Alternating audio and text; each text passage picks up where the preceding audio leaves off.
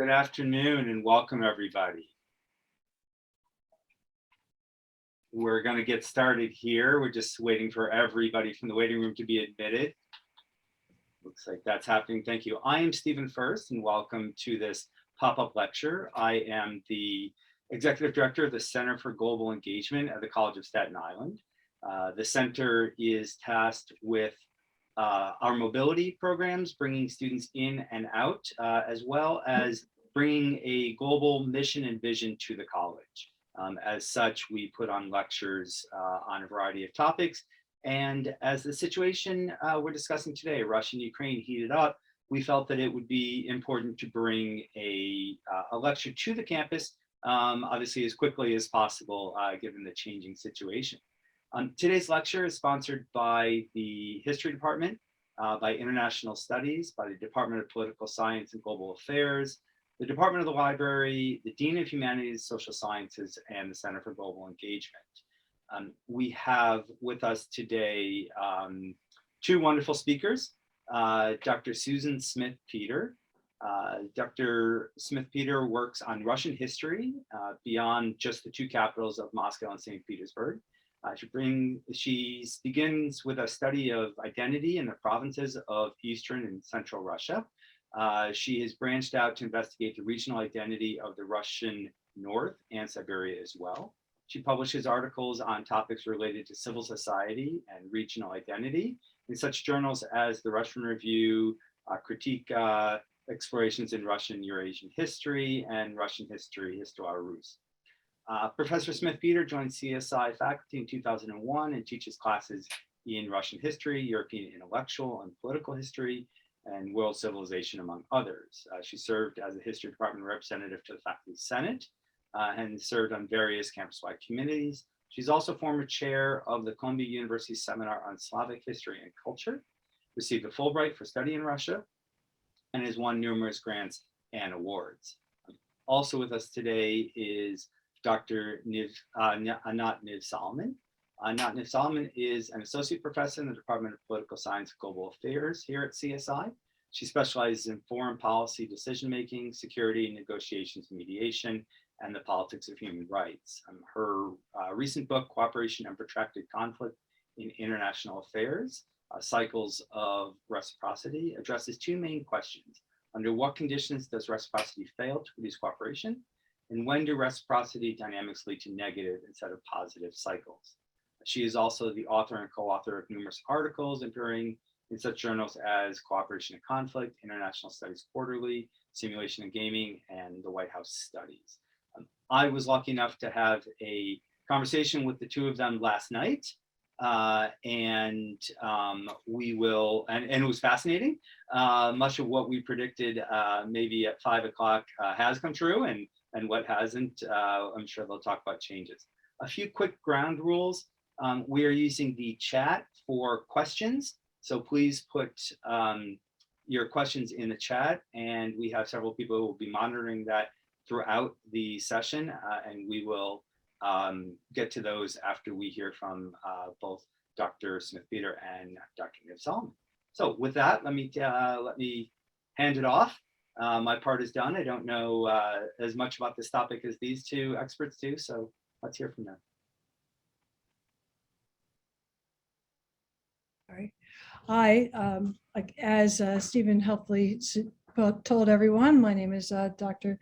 Susan Smith-Peter, and I just want to thank Stephen and thank the Center for Global Engagement and the College of Staten Island for giving me this opportunity to talk about this.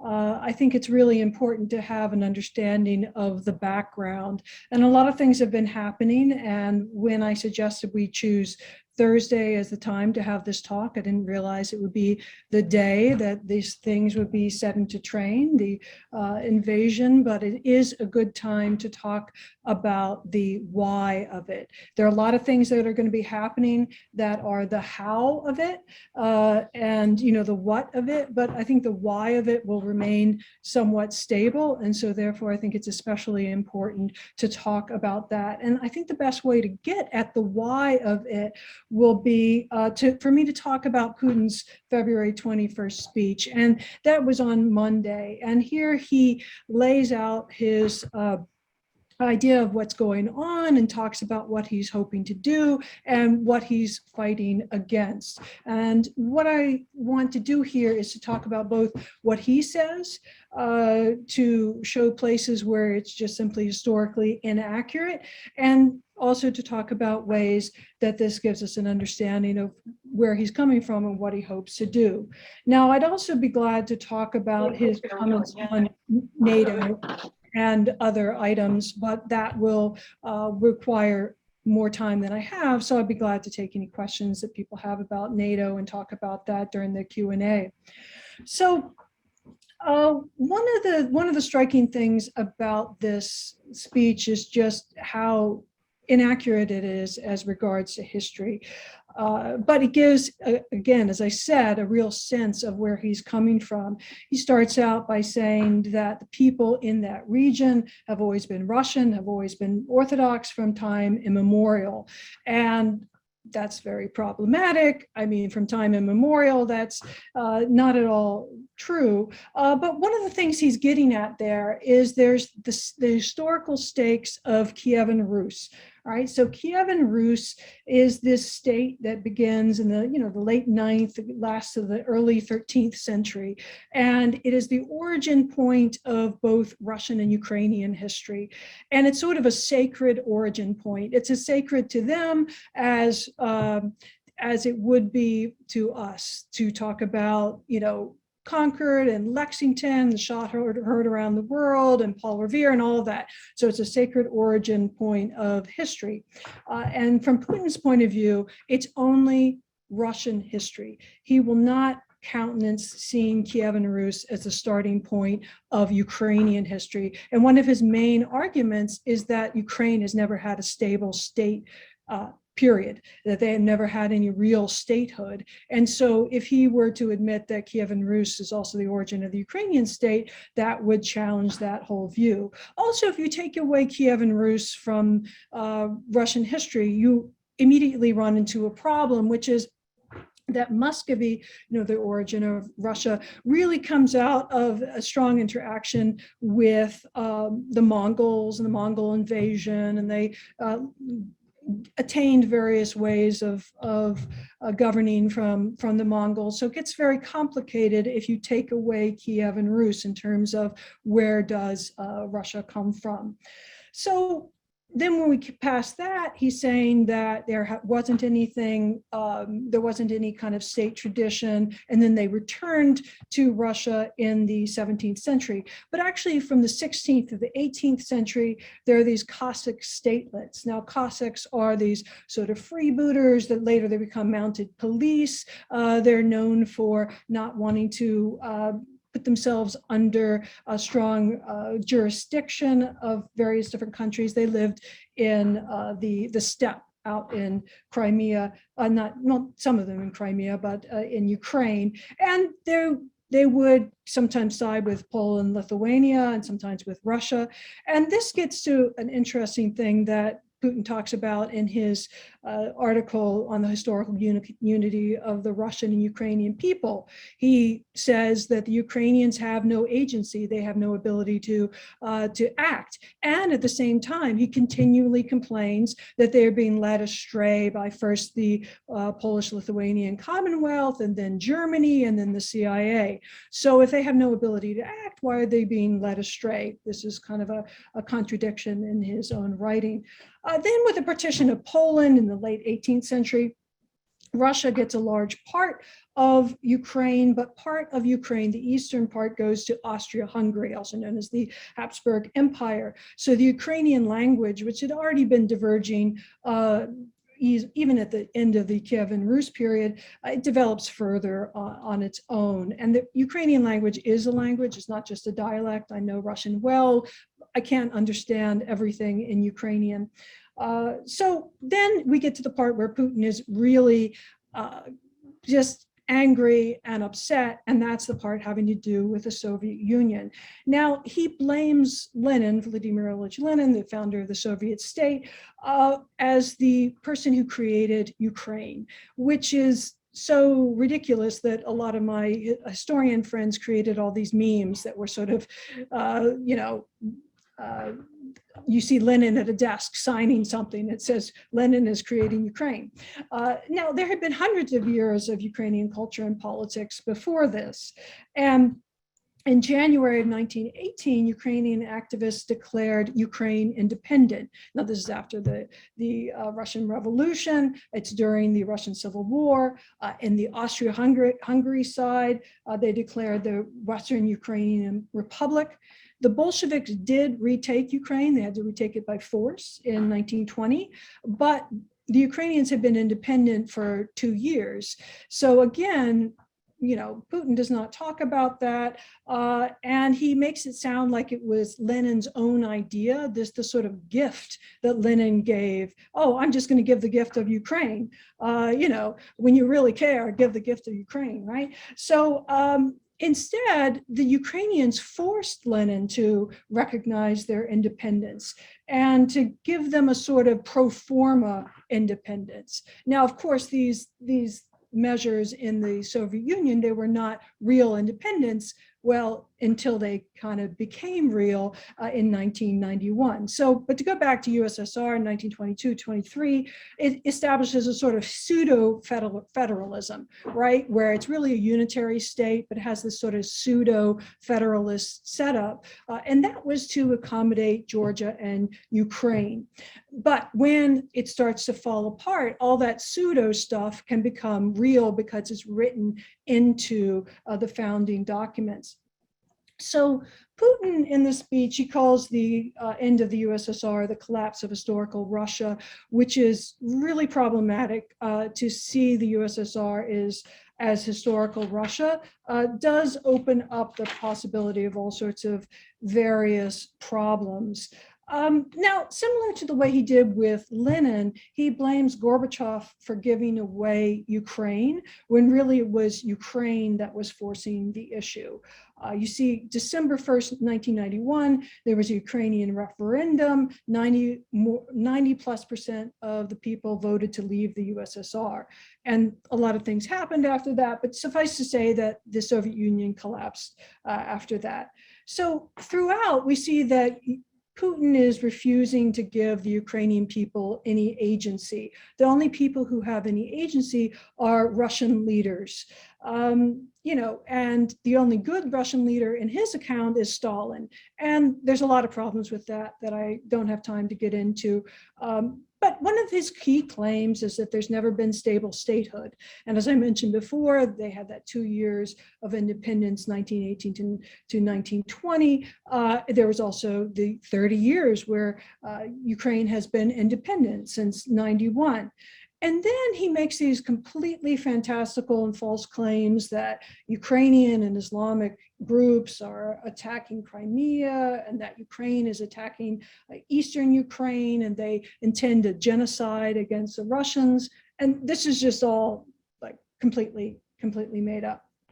He also falsely equates Ukrainian nationalism with Nazism, and he kind of doubled down on that, saying that the invasion that's going on now is a sort of denazification. Now, yes, there are Nazis in Ukraine, just as there are Nazis in France and there are Nazis in the US, neo-Nazis, but they're a problematic group, but it's just not accurate to say that all Ukrainian nationalists are Nazis. President Zelensky, president of Ukraine, mentioned in his response to that earlier speech that his grandfather had fought in the Red Army against the Nazis. And so that is a really absolutely crucial part of it. And by invoking the specter of Nazism, he's also hoping to give the Russian people a sense that they absolutely must fight against it, that this is a kind of moral evil that must be destroyed, but it's so completely distorted that it doesn't really have that kind of basis in fact. Now, some of his complaints about NATO are more interesting and more based in a kind of geopolitical accounting of what's going on.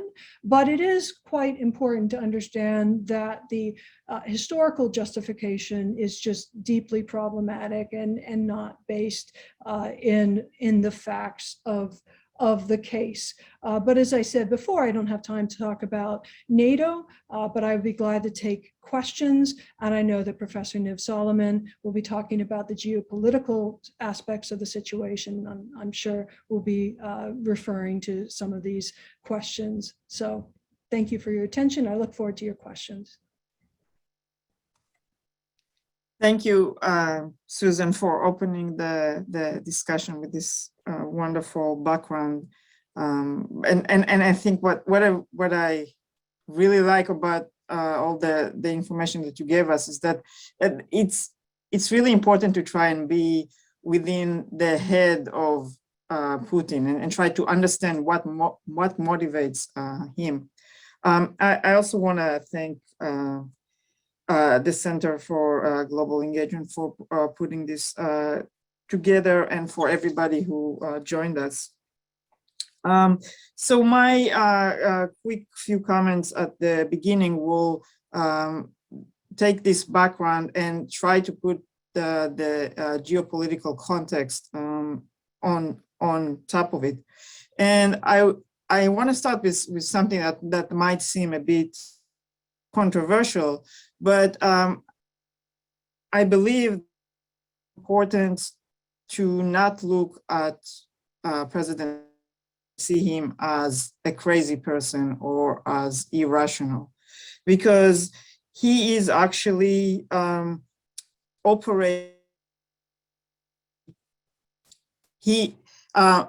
is operating in a rational way. He is motivated by identity politics, such as Susan told us. He is motivated by strategic calculations. So, for example, the fear of expanding NATO, while we may see it as almost a non-issue or something that NATO is not expanding in order to push on Russia, but NATO is expanding as a defensive military alliance, right? From the point of view of Putin, if Ukraine or Georgia are part of NATO, that means that missiles or mid-range missiles can reach Moscow within a few minutes, certainly less than 30 minutes. And so for him, the possibility of Ukraine becoming a part of NATO would create a situation that was similar to the Cuban Missile Crisis for the United States. And so if we think about the situation from that point of view, for Putin to hold a strong ground and try to make sure that Ukraine stays under his own sphere of influence is actually fairly rational. Now, Putin is playing a zero-sum game, even though it looked like the rest of Europe has been trying to change the geopolitical game and kind of play a win-win game where we can all work together and get to economic growth and higher living conditions for everybody. So Putin is not playing that game. He believes that for any advancement of the West, he loses something. And so what we see that he's doing right now is basically challenging the world order that has been put on by the United States and other Western countries. And since, as we see now, it looks like he might be successful in what he wants, one of the implications of this is that we might see other leaders around the world looking at that and saying, well, we could, if we're strong enough, if we are assertive and aggressive enough, we could take the risk and try to challenge whatever status quo is in place that we don't like. as much as we care, as much as I personally hate war and hate to see people suffer, I don't see any Western forces being deployed to literally protect Ukraine right now. Ukraine is, to put it simply, not a vital national interest of the United States or of most of Western Europe. It is important. We care, and we care about human rights, and we care about human suffering, but it is not a vital national interest. And this is why we don't see more troop movements from the West or from NATO. There is the whole discussion about economic sanctions, and maybe that will come up in the questions and answers, but something that is important to remember is that because of Russia's position as a supplier of natural gas and oil and other important things to the rest of Europe, any economic sanctions will hurt not just Russia, but other countries, especially the Europeans as well.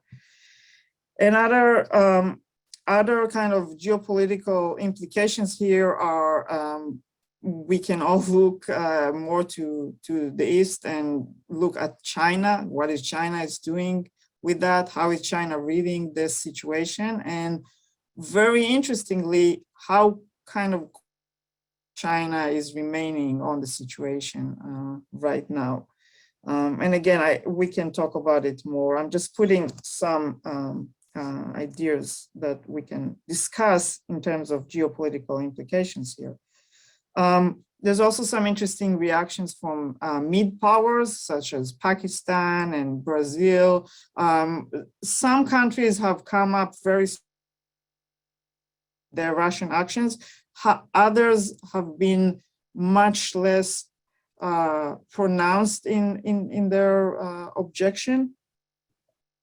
And so it is interesting to see what countries take a stand against it, what countries do not. Other things that are happening as we speak, obviously there is the flow of refugees, which are already started to move. I think the UN estimated movement of about 100,000 people within Ukraine. So internally displaced people just today. And obviously if you look at the picture, you can see the traffic of Kiev and other cities.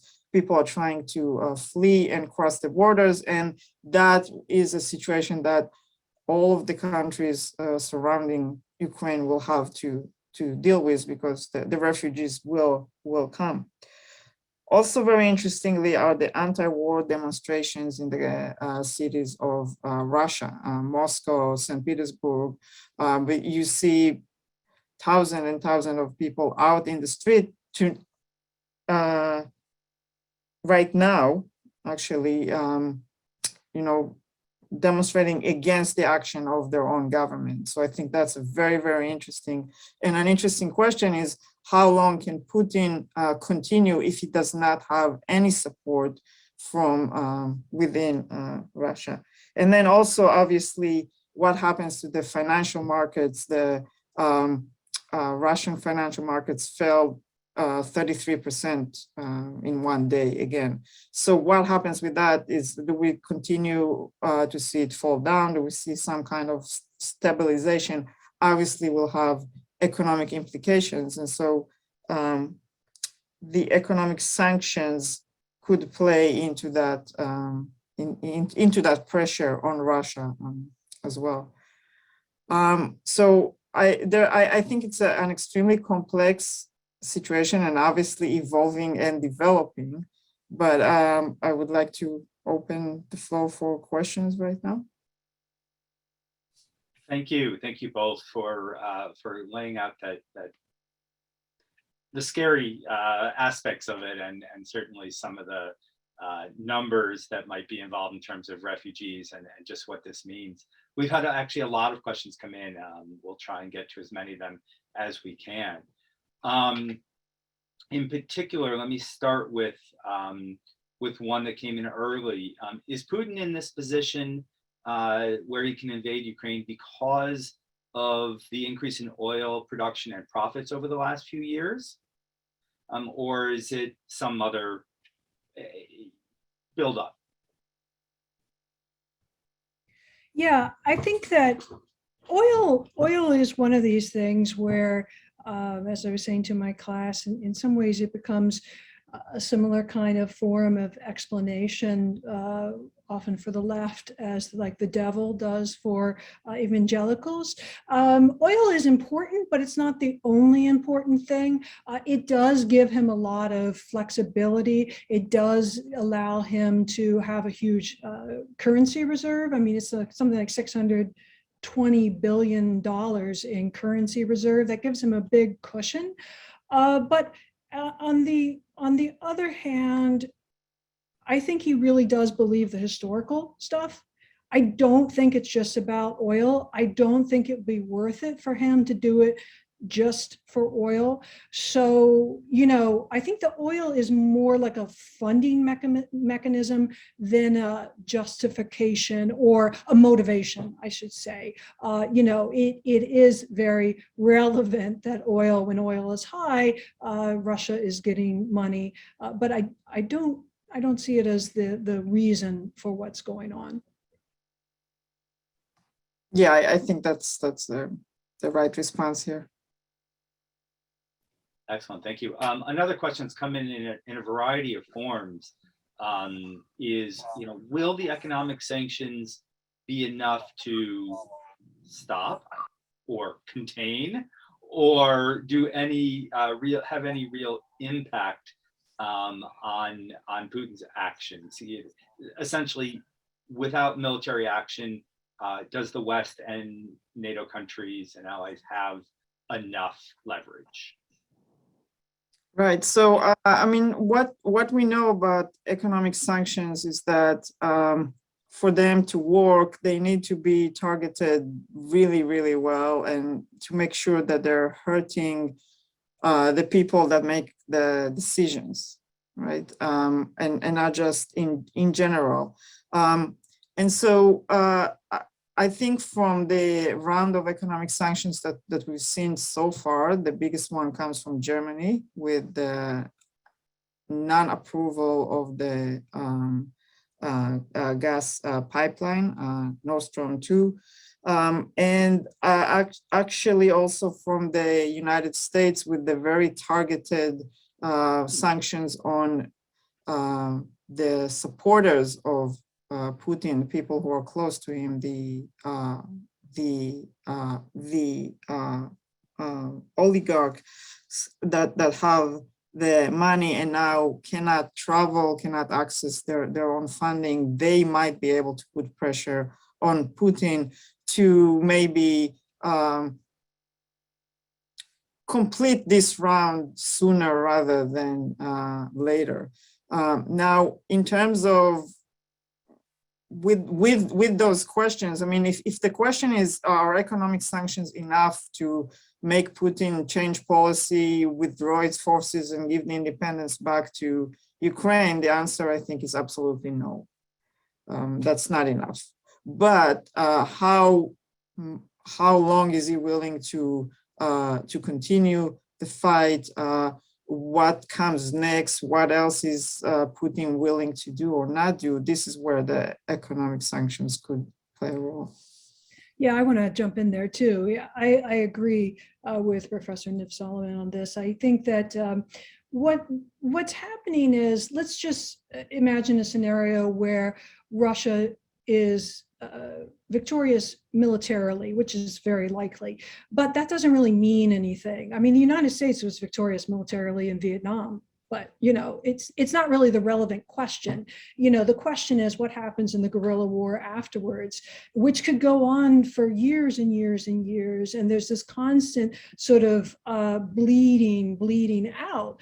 And at the same time, these sanctions are pretty well targeted, and they're targeted at the oligarchs. And, just look at that video that Putin put out where he's talking to his elite people, and they're sort of hunched over, sort of like, I'm not here, I'm not here, I'm not here. I mean, even the people in that meeting are, they're not exactly jumping up and down. And then you have these extraordinary scenes of thousands of protesters. And I mean, those protesters are unbelievably courageous. I mean, those people are going to lose their jobs. They're probably going to lose their apartment. They could go to prison. I mean, I hope to God that I would have the courage that they have. I mean, I don't know for sure that I would. I mean, I hope I would, right? But, I mean, I'm in awe, and especially that many. It's simply extraordinary. So, and Reuters, they spoke to somebody who had been a former top aide to Putin, saying that the elite is very worried because they don't know the end game. And that's really crucial here. What is the end game? I mean, is this going to be another Afghanistan where they just kind of get sucked in and you just, have this kind of quagmire where you're just dealing with this guerrilla warfare? And the only way, I mean, there's no real easy answers for guerrilla warfare, because you're going to start to commit crimes against humanity. You can't really kill all the Ukrainians, right? That's not an option, and it just goes on and on. So when you get into that sort of situation, that sort of protracted situation, sanctions, the elite are not excited about this already. They're having to have, to sort of suck it up and say, yes, we approve. But when it's really starting to hit them, they might just start to say, okay, what can we do to kind of get out of this situation? Now, I don't know what that would look like, but that's very different than the situation in Crimea, where everybody was like, hooray, and real celebrations. It's just a different situation. And then the sanctions start to play a role. But yeah, it's true, he's not going to turn around and leave. But I don't think this is going to be a quick sort of situation. I think we're looking at the very least months of this, even after, Russia is victorious, right? Because it's not about the final, it's not about the actual military clash. That's just the beginning of it. It's the guerrilla war afterward that is the relevant thing. And so both of you alluded to the future, and maybe we should leave this for later, but I'll ask you now, and maybe again, to predict the future. I mean, what is the end game? Several questions have come in about that. Is the end game, the reforming of, the Soviet Republic? Is the end game a weakening of NATO? Is the end game taking more land, or if not occupying the land, having leaders in place who are Kremlin friendly? In a whole variety of former Soviet republics. What is the end game? If you can peek in, if anyone can peek into Putin's mind for just a moment. Right. I mean, I'll try. Obviously, it's really hard to read the mind of anybody. But if we can judge according to what Putin has said and done in the past and what he is saying and doing right now. So again, it's there's a combinations of things here. Putin is getting old. He's starting to think about his legacy, what the history books are gonna say about him, and he wants to leave Russia in the strongest possible position. And for him, it is standing up to the West. He wants to once and for all stop the nonsense idea that countries who are yet part of NATO may join NATO in the future. So that's Ukraine, that's Georgia. There's other countries around there that Putin want to make sure that they stay in his sphere of influence and not kind of shifting to the West. There is that question, obviously, according to international law, what Putin is doing right now is an act of aggression. So he is offensive in his policies. But if you listen to what he says, he's tried to couch it as being very defensive and actually accusing NATO and the West as being offensive and trying to circulate Russia, circulate him. Now, if he is successful, and I don't think that he would not be successful in terms of this move at this particular point, he has challenged the West and the global order as it is standing right now. Because, as I said, as much as nobody wants to see war, Ukraine is not a vital interest of most countries that can really stand up to Russia, and therefore they will not. And so we can stand up and condemn his actions and put economic sanctions again and again and again. At the end of the day, if he decides that that's important enough for him and he takes the action, that happens. And so what does it mean to the future? I do believe that Putin is unlikely to challenge a NATO country. So while again, there could be very bad implications to neighboring countries such as Poland in terms of refugee, the supply of goods and energy, etc. And just, living on a hot border is not a good situation. I don't think that Putin, at least not at this point, the foreseeable future, is hungry to go head to head with NATO forces. So I guess that's kind of somewhat optimistic, somewhere there. I don't know. Yeah, I want to just follow up with that. I think that's kind of the big question, and that's what that former aide was saying. What is the end game? It's not very clear. I think Putin has changed during the pandemic, like a lot of people have changed. He's sort of become kind of a more intense version of himself, which in most cases is not a good thing. In this case is really not a good thing. And I think that old Putin, what he would have done was, and this is what I thought he would do because I didn't understand that he had changed. He probably would have just gone into the pro-Russian separatist republics, said these are under our control now, and had a referendum, and then said, okay, it's done. Although it's very interesting, CNN just released a poll that in eastern Ukraine, only 18% of the people there said that they should be part of the same country as Russia. So that's a very low number, 18%.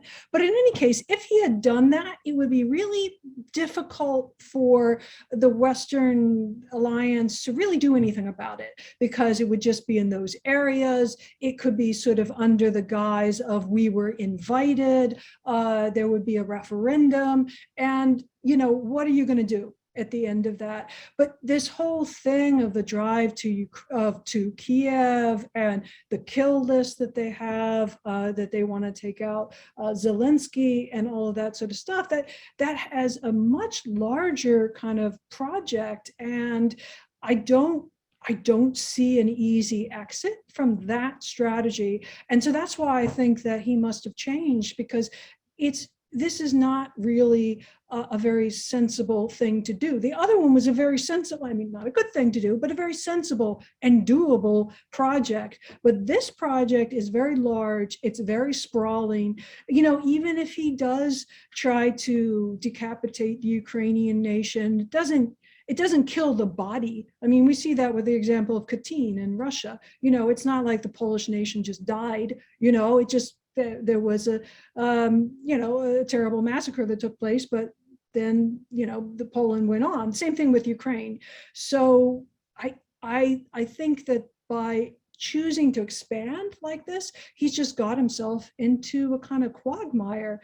And I do think that that's where the sanctions, as I said before, will help. And I saw in the chat a thing saying, oh, it'll just hurt regular people. I actually don't agree. I think that these are targeted enough that they will hurt the oligarchs, and they'll prevent the oligarchs' children from coming to American and British universities. They're gonna really kind of complicate the life of these people, plus the quagmire, plus the amazing courage of these people who are in the streets. It makes what he has to do, what Putin has to do, pretty tough right now. And there's a limit to what you can do with a barrel of gun, right? And the US saw that with Vietnam. There's a limit, and I think that he's going to find it, but there's going to be tremendous amount of suffering while that all gets played out. Thank you. So another question, this may be a little bit farther afield than where your areas of expertise, but a lot of questions have come in. What's, beyond NATO, what's the position of the rest of the world? How does Israel and Zionism fit into this? How does China fit into this? And on the China question in particular, people are concerned, will China see this as a way to make moves on Taiwan? So there were two China questions in there. One, what's the support for Putin from China? And two, what's the license that something like this gives if 3 or 4 months down the road, it appears as though the West isn't interested in sending anything beyond lawyers, guns, and money. Right. Yeah. So I mean, there are a lot of ways that countries around the world are reacting to this. And as I said in my my comments at the start, I actually found it very interesting looking at what we call the mid-power countries like Brazil and Pakistan, and to find how they not necessarily standing in the same line as everybody else. And another kind of interesting point there is that while the European Union and the United States and Germany, other countries have put sanctions on Russia, and those are very targeted. You already see smaller countries, even in Europe, like Belgium and Austria, trying to kind of find the loopholes in those sanctions so they can still have some sort of business and stability in their own economic systems. So we also have to kind of separate what countries are saying and what countries are doing. And on the China question, again, very interesting to see how quiet China has been on this case. Here and there, you hear a few things, but overall, fairly quiet. It was very clear to most observers that nothing will happen until the Olympic Games will end, because Putin did not want to steal Xi's thunder, and that was that, right? The day after the Olympic Games ended, we see everything start to unravel. There were other reasons for that, obviously, but that played at least some sort of a role. China has been creating its own space and becoming stronger and stronger. And for China, actually, the attention on Russia is wonderful, is great. They can continue to do things like heavy investments in Africa, or just building their installations in the South China Sea, etc. Less interrupted, because the attention is on Russia and on Ukraine.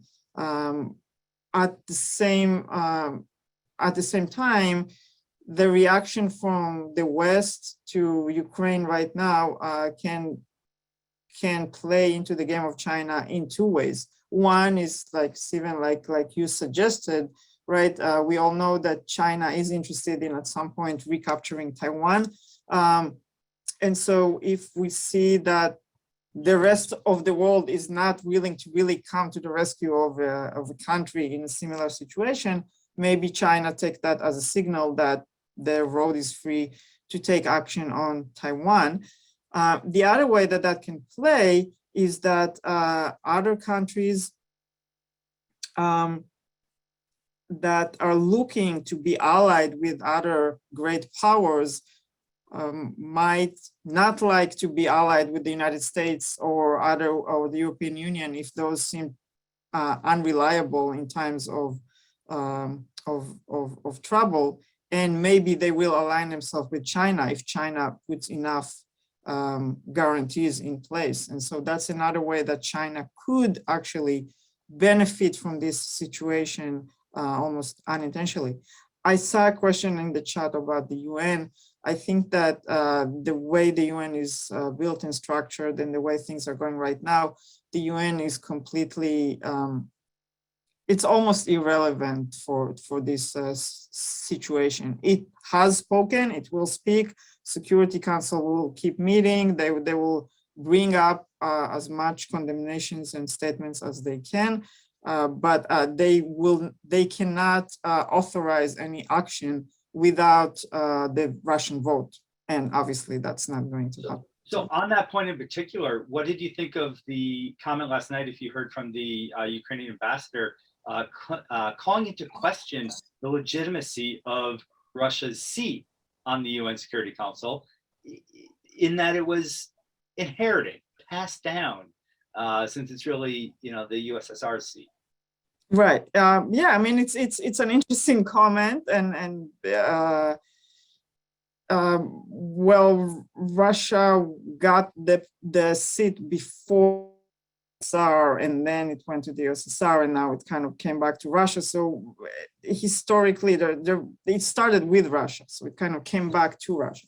But this case again might reopen the whole discussion about the UN Security Council and how do we reform it? Yeah. Yeah, I've been seeing discussion about that on Twitter and elsewhere. I mean, I think it's very difficult to do. I don't even know if there's a real way to do it, but people are certainly talking about it and thinking about it, because it does mean that the UN almost always has its hands tied in these kind of circumstances. But, you know, one thing I want to state is that I find it's really interesting how muted the response has been on the pro-Putin side, or the sort of I want to keep away from this side. You know, China doesn't really want to.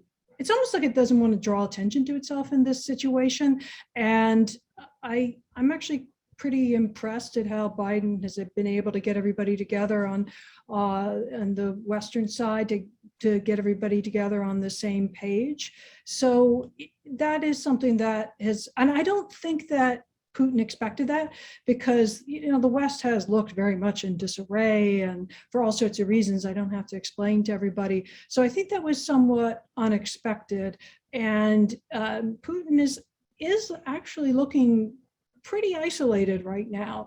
And China, you know, China can do what it needs to do without all of this, right? It's not necessary for China to back this. So, you know, they prefer to stay friends with Russia, but their own interests are paramount, of course. So, yeah.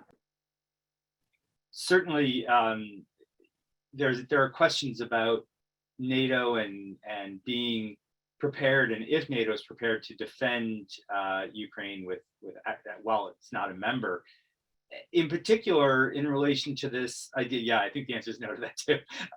But, you know, in particular in relation to this idea that Ukraine was asked to give up their nuclear weapons, and there were these implicit promises that, don't worry, you know, we'll be there for you. I think that was a Bush era decision.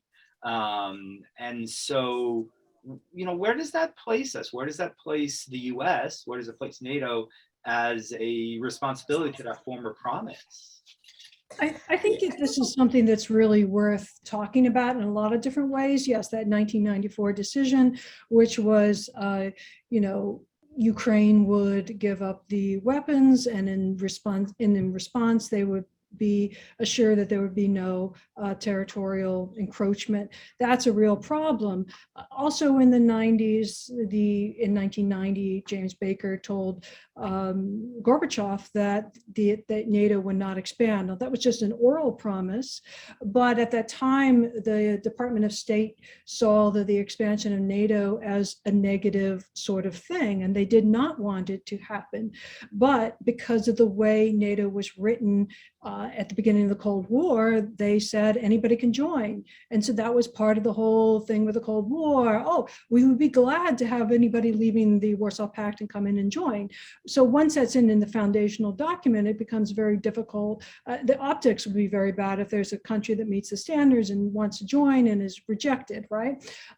So you have this situation where Russia feels that it was promised that NATO would not expand, but that promise was not, it was more of an oral promise. And so, but they still feel very betrayed about that. And then in 2008, this was a real disaster. And this is something that George W. Bush did, he forced NATO to say that that Georgia and Ukraine would at some point be able to join NATO. And NATO strongly objected, but George W. Bush insisted. And that's been a disaster primarily for Ukraine and Georgia.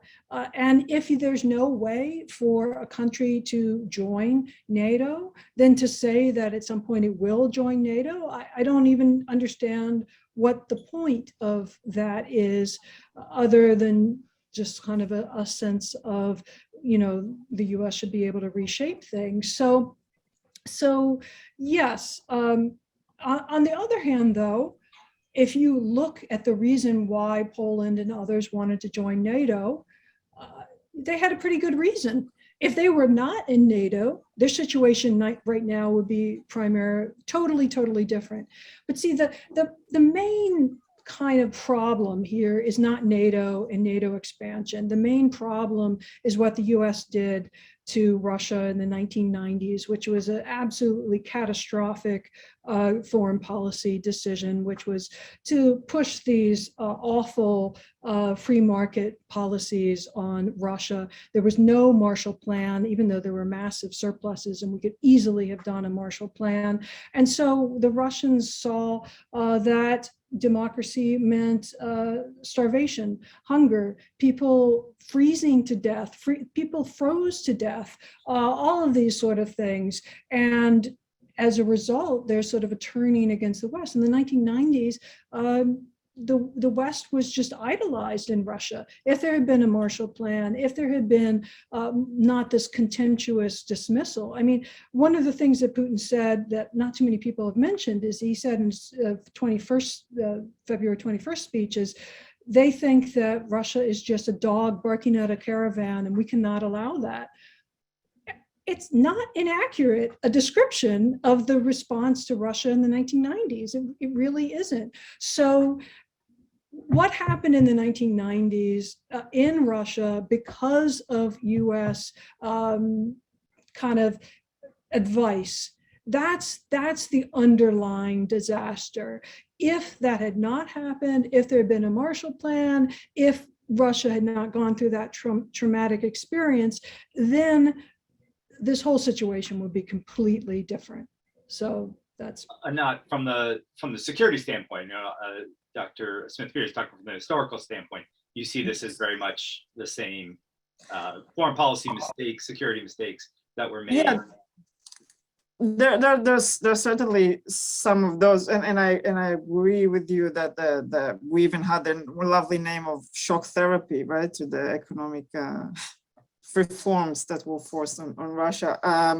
That kind of created the underlying tone to their relationship from that point on. But I do think that if we fast forward a little bit forward, and obviously there's always reasons behind us, I do think that this key statement, the 2008 statement about Ukraine and Georgia being able to join NATO. Yes, the what we call the open door policy is in the foundational document, but at the same time, it's not. I mean, it is at the end of the day just a concept, right? This idea that somebody could join, but that doesn't mean that they would join or that we will accept them.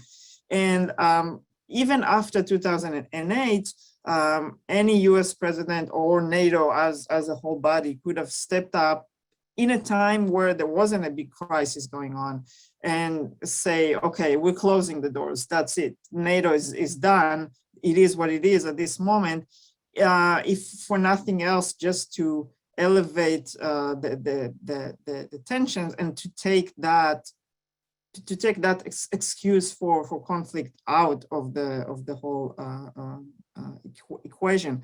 I don't think that would completely make Putin not want to take over Ukraine, but that would certainly put the West and the United States in a much better situation right now. Because as the question that was stated, there are implications, what we do right now, there are implications about our credibility, reputation, and reliability for any allies from now going on.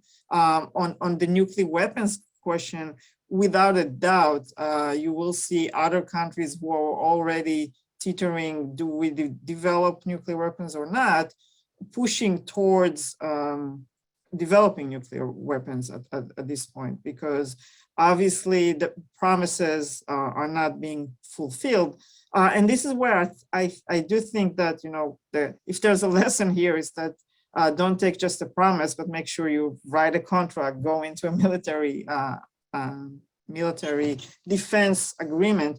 But this is why I think that I don't think that Putin will try to challenge NATO, and I think that NATO and the United States will stand up to their Article 5 obligations if and when, you know, there's an action against a country like Poland or anything like that. So we are coming up on time. We have just a few minutes left. We got to almost all the questions. I'll return to one earlier, just before I say my thank yous, but the final word from each of you, where does this end? Can you give a prediction? We won't hold you to it. It is being recorded, but we'll let that. Okay.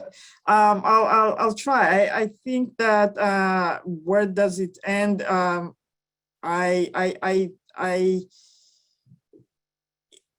I do think that Ukraine is going to lose either entirely in this one and be kind of swollen by Russia, or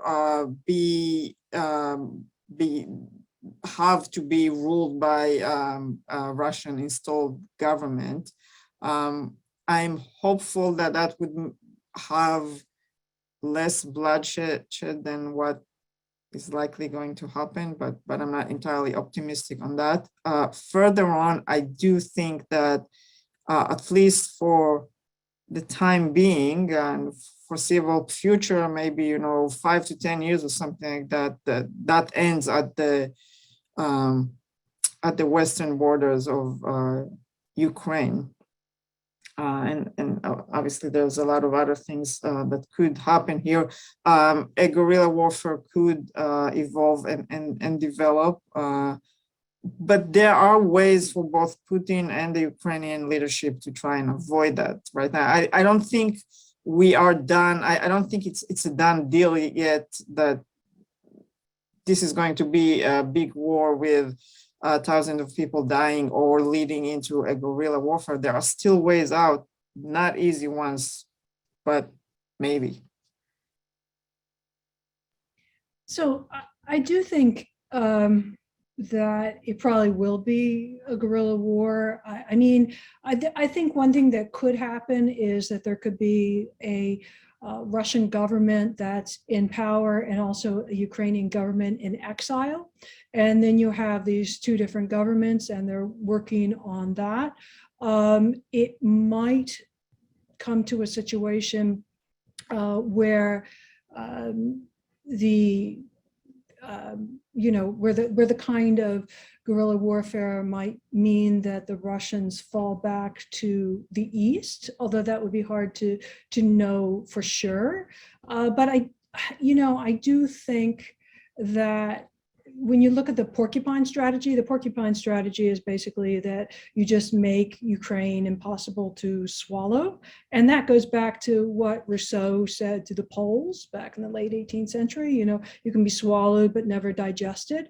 So if you can't be digested, the way it usually goes is that you destroy the state that you are inside of by bursting out. So I don't know exactly what that means, but I don't think that the Ukrainian nation can kind of go back into the bottle. And I don't think that they'll accept it. But, then again, if you look at the history of Poland, it took a very long time for that to come to pass. So that doesn't mean that it's going to be happening on any kind of quick schedule. But I do think that there won't be a situation where the Russians will be able to govern it as sort of like a Russian-only situation for a generation or 2 generations. And unfortunately, I think it'll be a destabilizing force for a long time. And also, even if they were beaten back to Eastern Ukraine, it will still mean that Ukraine won't be able to join NATO because there'll be this, lack of territorial integrity. So I think that we're probably looking at a relatively quick end to a kind of all-out war, but quite a long aftermath of a kind of guerrilla / informal resistance situation going on, possibly with government in exile. Wow. Well, Dr. Niv-Solomon, Dr. Smith-Peter, it's been very informative. Thank you both so much for your expertise. This has really been a remarkable hour with you both, and we've had over 225, 250 participants. Really been something that I think has really struck a nerve with people. Thank you both so much. Thank you, my colleagues from the Center for Global Engagement and those from around the college that joined us. We will be trying to make a version of the recording available, and we'll put out a notice on that. But thank you so much, both of you. Thanks, Thank you. everyone, for coming. Thank you, everybody.